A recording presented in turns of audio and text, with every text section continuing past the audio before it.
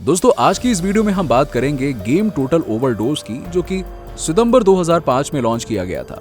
ये एक third person shooter game है जिसे बनाया है डेडलाइन गेम्स ने। दोस्तों ये एक बहुत ही इंटरेस्टिंग गेम है। इस गेम के अंदर म्यूजिक की बात की जाए या फिर डायलॉग्स की बात की जाए या फिर बैकग्राउंड की बात की जाए या फिर स्टोरी की बात की जाए, ये गेम हमें हर चीज डिलीवर करता है, वो भी best. Do you see the two wires? Yep, a blue and a red. Cut the blue wire. But are you sure? Yes, just cut it. You stupid son of a... It was the wrong wire. It's gone into countdown. Jesus, who's whining now? Just grab the envelope and get out of there.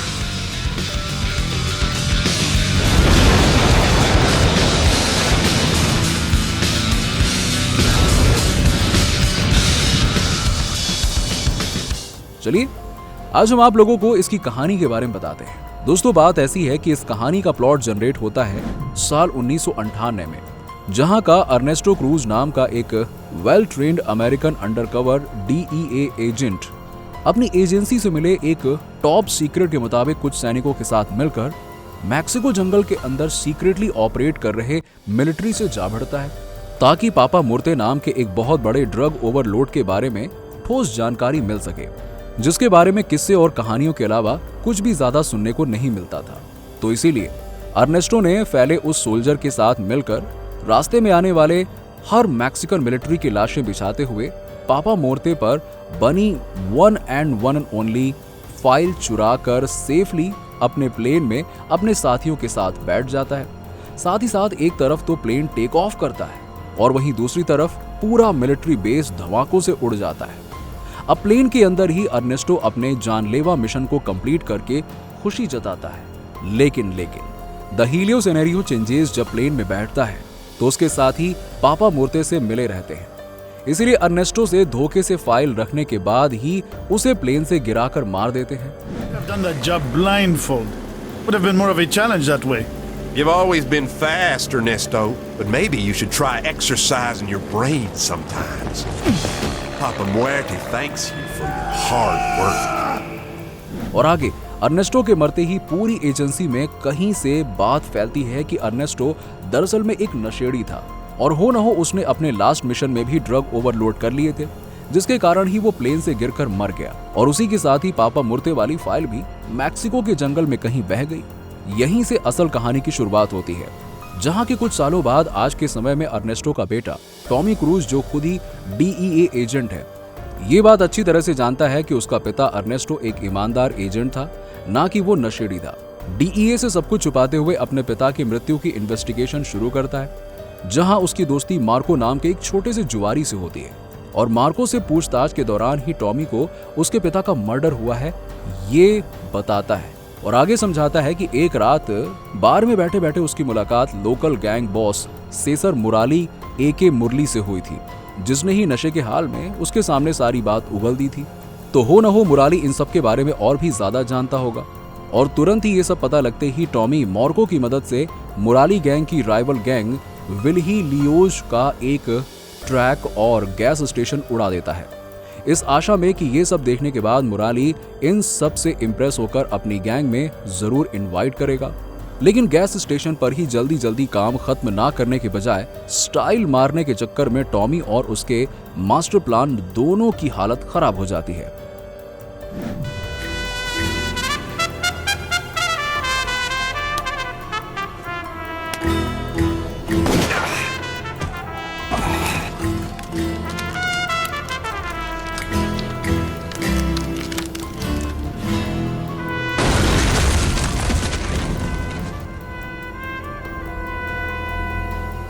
क्योंकि Tommy अपना पैर तुड़वाकर will कुर्सी पर आ चुका था, तो mission आगे conduct करना भी मुश्किल था। टॉमी वही चेहरा था जो मिशन को अंजाम दे सकता था, लेकिन टॉमी की इंजरी से सब कुछ गुड़गोबर हो चुका था। तो इसीलिए मिशन को सफलतापूर्वक चलाने के लिए टॉमी जेल में वायलेंस और गुंडागर्दी के कारण सड़ रहे अपने जुड़वा भाई रमीडो क्रूज को एक रात कांटेक्ट करता है और उसको जेल से आजाद करने के बदले अपनी जगह मुरालीज गैंग में अंडरकवर घुसने का ऑफर देता है, जिससे कि रैम इस ऑफर को एक्सेप्ट करके मिशन पर लग जाता है।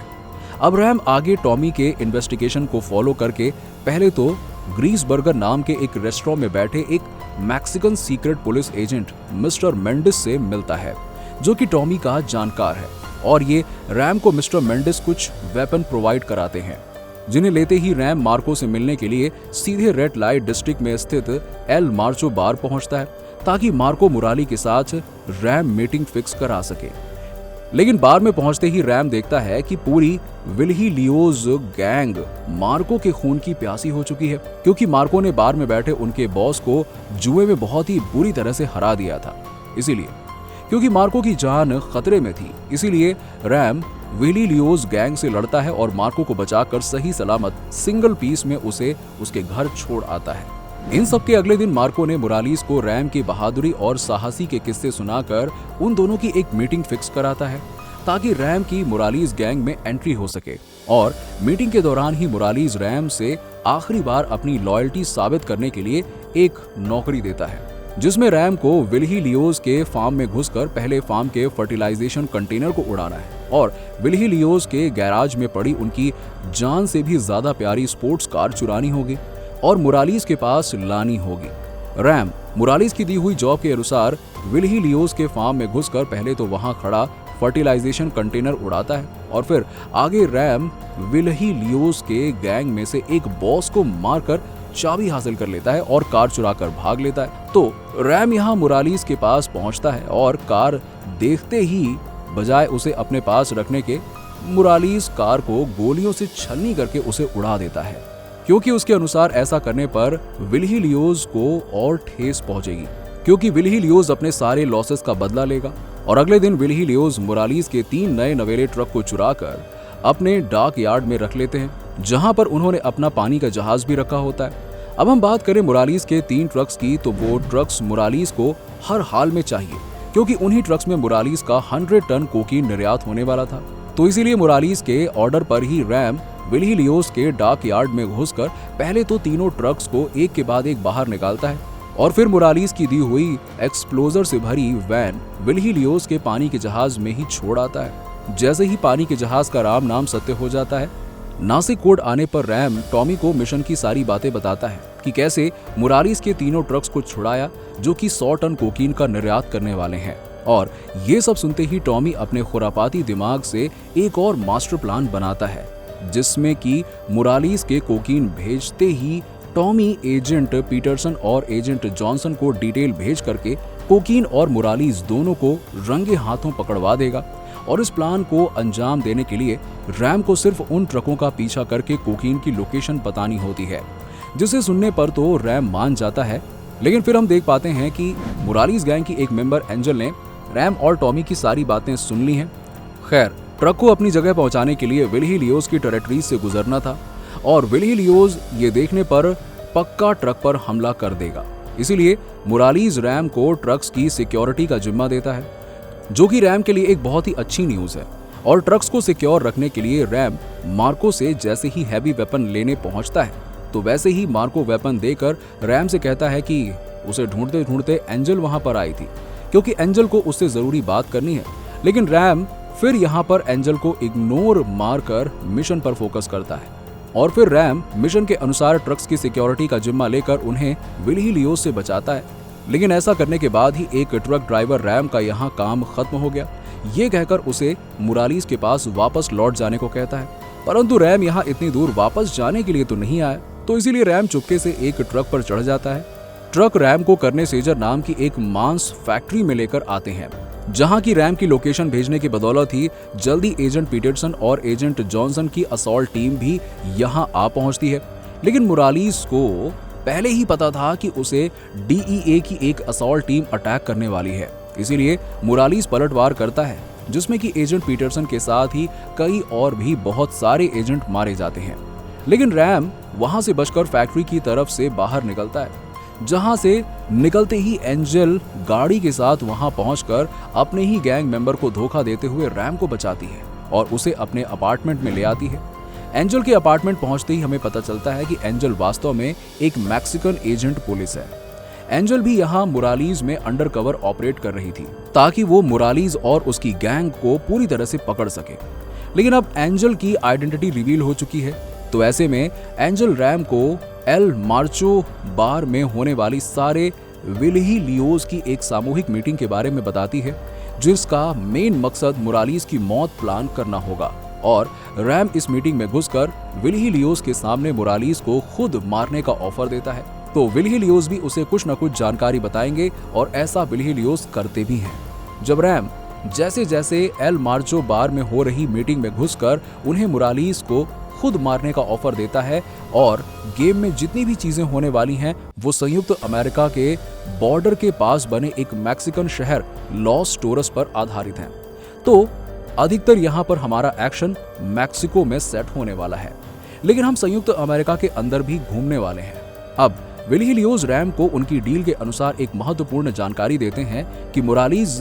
बस एक कठपुतली है जिसे कोई और कंट्रोल कर रहा है, और मोरालिस ने उसके पीछे खड़ी उस बड़ी हस्ती की काफी सीक्रेट जानकारी उसके अड्डे पे पड़ी एक तिजोरी में रख रखी है, जिसकी चाबी वो अपनी जान से भी ज्यादा संभाल कर रखता है। तो रैम आगे विल्ही लियोज से मिले ठोस सबूत के चलते ही मोरालिस को मारने और सीक्रेट जानकारी पर हाथ डालने के लिए मोरालिस गैंग के अड्डा, जो कि दरअसल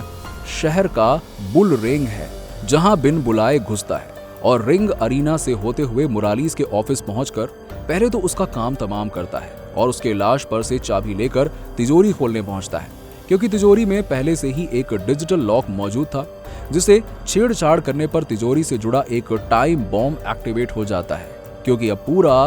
बुल रिंग बॉम्ब से उड़ने वाला है। तो रैम तिजोरी को जबरदस्ती खोलकर उसमें पड़ी वो सीक्रेट जानकारी चुराता है और पास ही के एक रूम में खड़ी बाइक के सहारे वहां से निकल लेता है।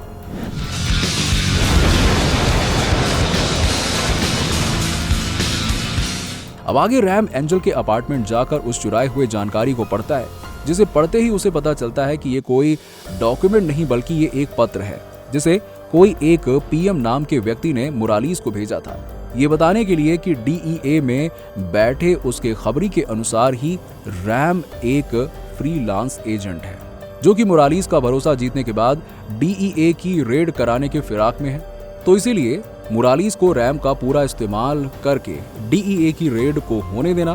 ताकि रेड में आए हर एक एजेंट को भारी गोली से एक साथ मारा जा सके। और अगर गोलीबारी की बात करें तो मोरालिस की गैंग को वेपन से एल्विस गुल्टन नाम का एक कार्ड मिल जाएगा, और यहां से आगे जाने की जरूरत हमें नहीं है, क्योंकि हम ऑलरेडी जानते हैं कि मोरालिस वेपन के सहारे से कितनी रेड कर देगा।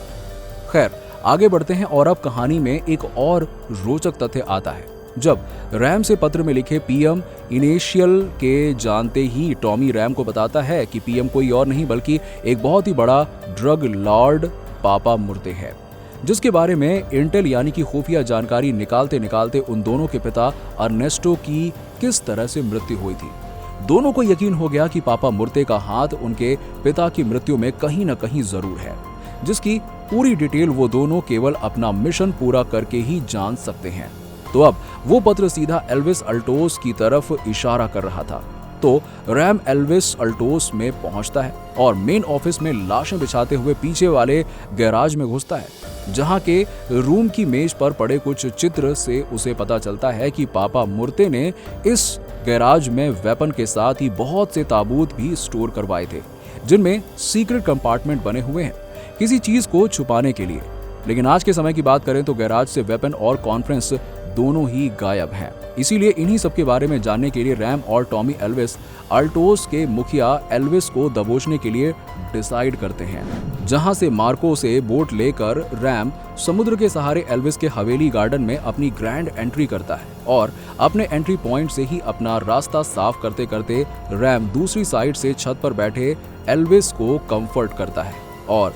जहां की थोड़ी सी फोर्स उपयोग करते ही एलवीएम को सब बक देता है कि पापा मुर्ते ने ही उसे वेपन दिए थे और कॉन्फ्रेंस भी बनवाने को कहा था, जिसकी पेमेंट उसे बाद में जनरल मोंटेनियाज नाम के किसी आदमी ने ही कर दी थी। और इसी के साथ रैम जानकारी मिलते ही एल्विस से पूछ करके वहां से जाने लगता है। ये खुला मौका पाते ही अपनी डिस्ट्रॉयड कार मरे हुए आदमी का बदला लेने के लिए एल्विस रैम पर अटैक कर देता है, जिससे कि रैम जल्द ही मार कर उसके यहाँ से बाहर निकलता है और चैन की सांस लेता है और आगे रोड पर बढ़ता है। परंतु आगे रोड पर मैक्सिकन पुलिस और मिलिट्री ने रैम को मारने के लिए जाल बिछा रखा था, जिनको लीड करने वाला व्यक्ति कोई और नहीं बल्कि Mexican police officer mister Mendis है, जिसने रैम की शुरुआत में मदद की थी। मेंडिस अब एक धोखेबाज है, जिसने कि एक जनरल मोंटेनियास के कहने पर रैम के लिए जानलेवा हथियार लगाए हुए हैं, जो कि रैम के वहां पहुंचते ही उस पर फायरिंग शुरू कर देता है। लेकिन रैम भी अपने कैप्टन अमेरिका वाली स्किल के चलते सारे ऑफिसर और मिस्टर मेंडिस दोनों को खत्म करके सेफ वहां से निकल लेता है और सीधा एंजल के पास जाता है, जहां की एंजल उसे देखते ही खुश होकर उसे गले लगा लेती है। और अब आगे एंजल से अपना प्रेम प्रलाप खत्म करते ही रैम मार्को के खतरा प्लेन से सीधा उसके नए टारगेट जनरल मोंटेनियाज से भिड़ने पहुंचता है, अपने दिमाग में ये प्लान लेकर कि उसे पहले तो वहां के सैटेलाइट में घुसकर सारा डेटा DEA के हेड कास्टर में बैठे टॉमी को अपलोड करना है और जनरल मोंटेनियाज को नर्क पहुंचाना है। अगर हम बात करें कि जनरल मोंटेनियाज आखिर है कौन और टॉमी को सैटेलाइट बिल्डिंग में पड़ा डेटा आखिर क्यों चाहिए, तो इसका उत्तर इस प्रकार है कि जनरल मोंटेनियाज एक ऊंची पोस्ट वाला मैक्सिकन पुलिस ऑफिसर है, जिसने कि CIA एंड DEA की एजेंसी के साथ मिलकर पहले भी कई बार काम किया था, लेकिन अब वो पापा मूर्ते का एक भाड़े का नौकर है। और रही बात सैटेलाइट बिल्डिंग की, तो ये बिल्डिंग पापा मूर्ते और उसके साथियों का एक तरीके का कम्युनिकेशन हब है, जिससे कि वो लोग आपस में कम्युनिकेट करते हैं। अगर इस बिल्डिंग का डेटा DEA को मिल जाए तो बड़े बड़े राज खुल सकेंगे, जैसे DEA में पापा मूर्ते का खबरी कौन है। और तो और रैम यहाँ सैटेलाइट बिल्डिंग में पहुंचता है और बिल्डिंग के जनरेटर रूम में जाकर जनरेटर ऑन करता है ताकि वो सैटेलाइट कंट्रोल को चालू करके डेटा अपलोड कर सके। और जनरेटर ऑन करने के बाद ही वो जनरल मोंटेनियाज अगर अपने सैनिकों के रैम हमला कर देता है, जिसके जवाब में रैम मोंटेनियाज को गोलियों से छन्नी करके सैटेलाइट का सारा डेटा टॉमी के पास भेज देता है और फिर मार्को के साथ प्लेन में बैठकर चल देता है। यहीं से डेटा मिलते ही टॉमी रैम को कांटेक्ट करके उससे कहता है कि मिशन पूरा हुआ और उसे कुछ दिनों के लिए अंडरग्राउंड हो जाना चाहिए। ऐसा करते ही रैम प्यार में पड़े सीधे एंजल के अपार्टमेंट में पहुंचता है, लेकिन अपार्टमेंट में पहुंचते ही उसे गुंडों के अलावा और कोई नहीं मिलता,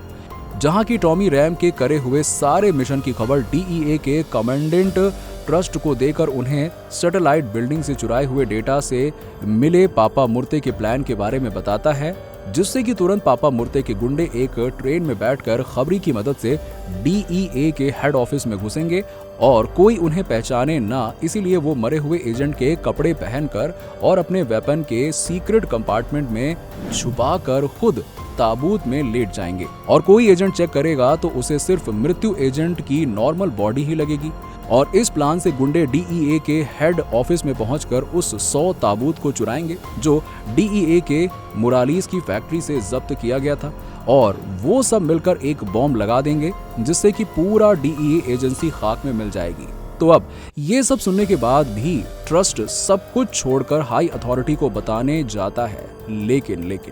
इससे पहले ऐसा करे एजेंट जॉनसन, जो पिछली रेड में मरा नहीं था, वो ही पापा मूर्ते का खबरी है। वो जोर जोर से अपने सारे क्राइम कबूल कर लेता है कि वो शुरुआत से ही पापा मूर्ते की मदद कर रहा था और उसने ही टॉमी और रैम के पिता अर्नेस्टो को ड्रग का ओवरडोज देकर प्लेन से नीचे फेंक दिया था और वास्तव में टॉमी एंजल एंट्रसट को मार देता है। ऐसा कहकर टॉमी और एंट्रसट को ओवरडोज देकर मरने के लिए छोड़ देता है,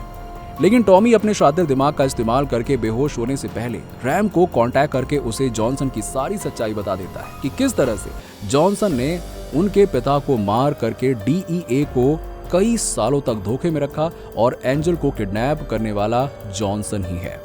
तो आगे अब रैम को ही जॉनसन एंड पापा मूर्ते के इस प्लान को अपनी पूरी चालाकी और हिम्मत से रोककर नाकाम करना होगा। लेकिन दोस्तों, उससे पहले रैम को हेडक्वार्टर्स में जाकर वहां पड़े एंटीडोट्स ढूंढकर टॉमी और ट्रस्ट को भी जल्द से जल्द बचाना होगा, क्योंकि वो दोनों जॉनसन के दिए गए ओवरडोज से धीरे धीरे मर रहे थे। और ऐसा बताकर टॉमी वहीं बेहोश हो जाता है। सब कुछ सुनने और समझने के तुरंत बाद ही रैम US बॉर्डर को क्रॉस करके DEA के हेडक्वार्टर्स पहुंच जाता है और जल्दी एंटीडोट्स ढूंढकर टॉमी और ट्रस्ट को लगा देता है, जिसके कारण दोनों की जान आखिरी समय में बच जाती है। और अब जब टॉमी एंड इंटरेस्ट बच गए हैं, फिर रैम एलिवेटर से नीचे जाकर देखता है कि जॉनसन अपने गुंडे साथियों के साथ ही कोकेन को उसी ट्रेन में भरकर एंजल को किडनैप करके भाग रहा होता है। लेकिन बैड न्यूज ये है कि जॉनसन जाते जाते रैम से ये कहता है कि उसने उस बिल्डिंग में एक बॉम्ब सेट कर दिया है जो कि कभी भी फट सकता है। तो हालात ऐसे हैं कि रैम डायरेक्ट अब जॉनसन की ट्रेन का पीछा नहीं कर सकता, क्योंकि अगर वो ऐसा करता है तो बिल्डिंग में मौजूद उसका भाई और इंटरेस्ट दोनों मारे जाएंगे। तो अब रैम को सबसे पहले हेडक्वार्टर्स में पड़े बॉम्ब को किसी भी तरह से डिफ्यूज करना है। फिर जैसे ही रैम बॉम्ब को ढूंढकर उसे डिफ्यूज करने की कोशिश करता है, एक और बैड न्यूज सामने आती है कि बॉम्ब को डिफ्यूज नहीं कराया जा सकता है, क्योंकि उसमें कोई वायर ही नहीं है। क्योंकि अब सब कुछ बर्बाद होने के रास्ते पर जा रहा है, तो रैम भी यहाँ अपने दिमाग में आए एक आइडिया के चलते बॉम्ब को अपने साथ दूसरी ट्रेन में बैठाकर जॉनसन की ट्रेन का पीछा करता है। फिर जैसे ही बॉम्ब फटता है, तब रैम जॉनसन की ट्रेन पर चढ़कर अपनी जान बचा लेता है। दोस्तों, अब जब रैम जॉनसन की ट्रेन पर चढ़ चुका है, तो रैम का बस एक ही मकसद है, और वो ये है कि रैम को सिर्फ जॉनसन को मारना है और एंजल को उससे बचा ले जाना है।